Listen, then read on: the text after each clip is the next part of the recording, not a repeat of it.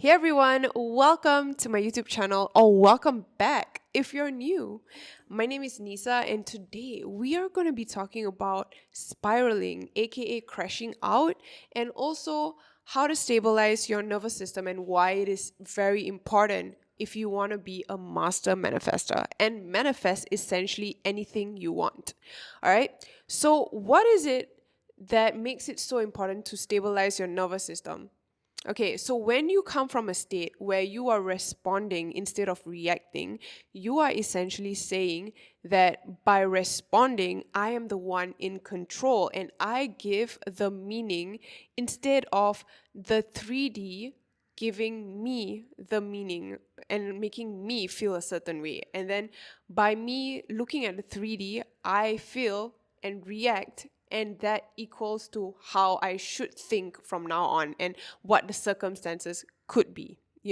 So that's not what you want to do. Okay, you do not want to react, because you react, not only you're saying this circumstances is real, which circumstances don't matter, and the circumstances are not real.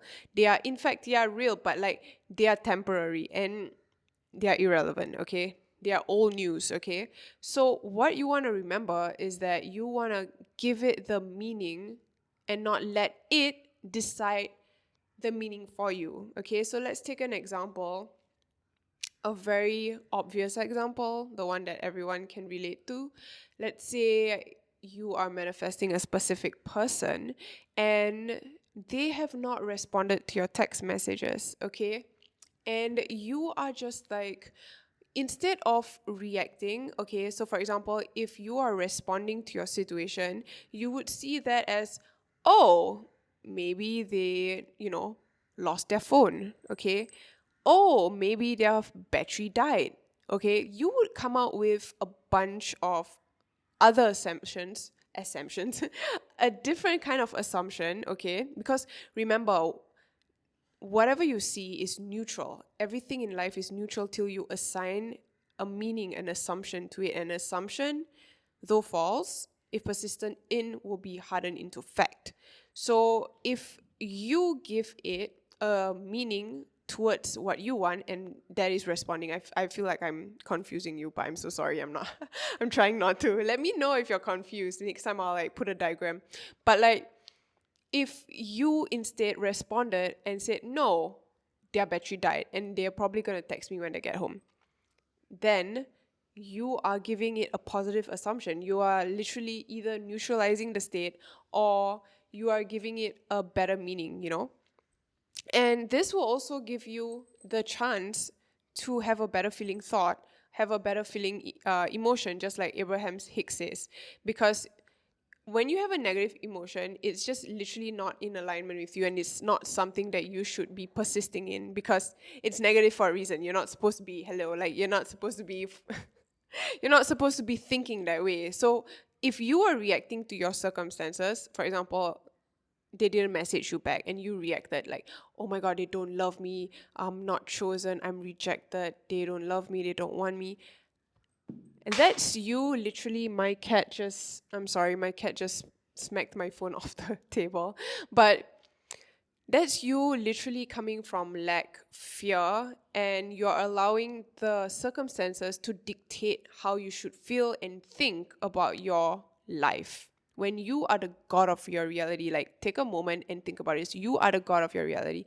You are the one calling the shots. You are the one in charge. You are the one who's in power. You are a master manifester. You are the operant power. So just take a second with me right now and think about it. Like, if you reacted from a lack state and think like, oh, they don't love me, they're not choosing me, you're coming from fear, okay? And obviously your emotions would be going off the radar. Like, this is not true. We are loved, we are chosen. But you decided to believe in the false narrative and also give it a false meaning. And you don't even know if that meaning is true because everything's neutral. But you decided to give it that assumption. So then you want to go into it and think, why am I giving that assumption? So you can do this arrow technique where you write down, okay, I'm not getting the text message. It and I'm giving this assumption. For example, I feel sad, hurt. I feel this way because I feel rejected. Um, I don't feel chosen. And then you want to flip and you want to persist in the opposite assumption or affirmation, because either way, it's which one you want to persist in. Because again, no one is saying, no one's telling you or forcing you at gunpoint to believe in either of the thought. You know what I'm saying? You are making the conscious choice to believe and give power to the thought. And if you feel like all of this is too overwhelming for that day, because eventually you still need to address these beliefs. Like, for example, if you don't feel chosen and you keep reacting the same way, it's going to keep showing you the same old pattern, right? But let's say you're having a total hard day and you're having a hard day, okay? My cat's distracting me, geez. Okay, so what you want to do is, okay, I don't want to think about that thought. I don't want to think about it right now, okay? You just tell yourself, okay, I'm not going to think about it. Or, my favorite quote from Dylan James is, the top tier version of me just doesn't give a fuck. Okay, so just be like, I'm not gonna think about it. I don't give a fuck. And honestly, the top tier version of you just doesn't give a fuck. And you know that when you're trying to manifest your specific person, you understand that you have to embody. You don't get what you want, you get what you are, what you're embodying, right?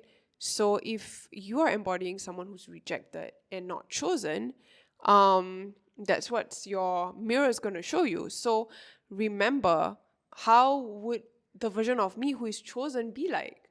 You know, would they be thinking these thoughts where they don't love me, that they don't want me? Obviously not. And also, it's okay if you have these thoughts and assumptions. Okay, we are human. And especially if you just started this journey, you probably have been coming from a lot of background and subconscious beliefs or trauma that has been causing you to think and perceive reality in a certain way. And sometimes the ego can be a sneaky bitch. I call my ego a sneaky son of a bitch, because it really can get up in your ass when you don't get aware. So that's why meditating can really help. Okay, now about that, right? So that's the point of responding and not reacting, right? Because when you respond, you are the one assigning the meaning to it, and you are also the one who's taking the power back, and you are the one in charge, right? And you are not letting the circumstances dictate how you should feel or how you should think, okay? And then you also want to address those beliefs if you keep noticing a pattern where you feel like, okay, I'm feeling not chosen, I'm not loved, and whatsoever, right? You just want to address that, because you really want to drop that story where you feel like, I'm not chosen. Like, you don't want to be the person for the rest of their lives who is like checking their social media, checking the text message, checking if someone is going to show up and show you that you are loved through a text message. The best version of you, the it guy, the it girl version of you already knows that this person is obsessed with them, that there is no one like them, that, like you, sorry. There's no one like you, and, so on and so forth. That's literally an it girl would think that way, an it guy would think that way, right?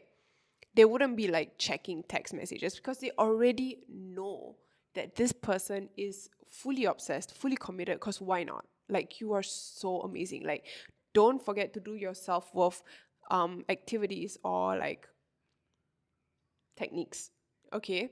Because they help you, become the best version of yourself. And then it will be easier to keep these people, and also easier to manifest and keep your manifestation. And at the same time, you want to understand that stabilizing your nervous system is really important, because it gives you clarity, and you're not acting from irrational fears from your ego swaying you left and right. And when you actually are able to stabilize yourself, you can come from a space where you can assign a better meaning. You can respond instead of reacting. So that's why you need to be really really conscious about what's going on through your head. Like, Dr. Joe Dispenza says, like, be so conscious that you notice when you go unconscious. Something along those lines. I can't remember, but something like that. You could Google it or whatever. But yeah, notice, okay? I'm very freaking guilty of it. Like, that's the reason why I'm always in a perpetual loop, because I notice that, because I have not like, I would have like really strong triggers and I have not addressed them. So then when it shows up in the 3D, I think it's real, and then I make it make me feel and think a certain way instead of me, assigning the meaning. So yeah, and you really want to drop the old story. Like I said, like, if you feel like you're not chosen, you don't want to be in that story anymore, and unfortunately you need to go through the painful but very transformational and very impactful process of actually, alchemizing that pain and choosing to drop the story where you're not chosen, and instead start to believe and invest your time and energy in the story that you are chosen. Okay. And someone who's chosen is very stable and secure within themselves. So you could also say, like, everything's always working out for me, best case scenario. I always get what I want. All is well in my world. Out of this situation, only good can happen. I am safe. I am safe. I'm secure. I'm creating love and stability within myself, and I'm feeling it now. I'm feeling stable right now. I'm feeling grounded right now. I'm feeling safe in my body right now. You can say as much affirmations just to calm yourself down. You can give yourself a hug. You can do somatic exercises like doing the butterfly tap like this, right? Like that, like that. So you can tap and relax yourself. You can do EFT tapping. You can tap in your affirmations. Whatever it does to help you like calm down. For me, Wim Hof really helps. Or you could even do like watching comedy, so on and so forth. But really, what I'm trying to tell you here is that even if you crash out, okay, it's not the end, because all realities exist and circumstances don't matter, okay? So you can still have what you want. But the thing is, even if you crash out, and let's say if you don't crash out, the outcome in the 3D is still the same. Like, you're crashing out, and it's not like you're gonna instantly get a text message just by crashing out. The thing is, the ego wants to make you feel like if you don't crash out, you're gonna like lose out or something, like something's gonna happen, like gonna lose a grip or control. So what you want to do is, you really want to understand that the ego is just trying to keep you safe, small, and comfortable. It's just trying to shrink you, okay? It doesn't want you to expand into the unknown, because that's scary and not familiar, okay? Your brain is wired to keep you safe. It's not wired to help you grow, even if it's a good thing, okay? So that's where you need to reparent yourself and be the bigger person. Like, I always think of myself like a bigger parent, like, you know, remember not to go unconscious. And what also really helps me is putting post-its, like, don't go unconscious. The 3D is not real. Respond, don't react, stabilize yourself. And yeah, it can be really difficult sometimes, but you have to not give in, because you need to persist in the new story where you are, for example, chosen. Okay? So yeah, that's what I really feel like. Even if you crashed out, right, it's not going to change anything, okay? You're still not going to get the text messages. You're still not getting any messages. So instead of crashing out, let's stabilize, okay? Because like you can crash out for 10 minutes, or some of you be hours, months, years, right? And then it becomes a mood, like Dr. Joe Dispenza says. Like, it just becomes a mood. It's like no longer a thing, and then it becomes a mood or something like that. He says, I forgot. But yeah, and then like yeah, so you could just take 10 minutes and stabilize yourself with whatever thing that helps you. For me, Wim Hof breathwork, and that's instant for me. So yeah, it's up to you.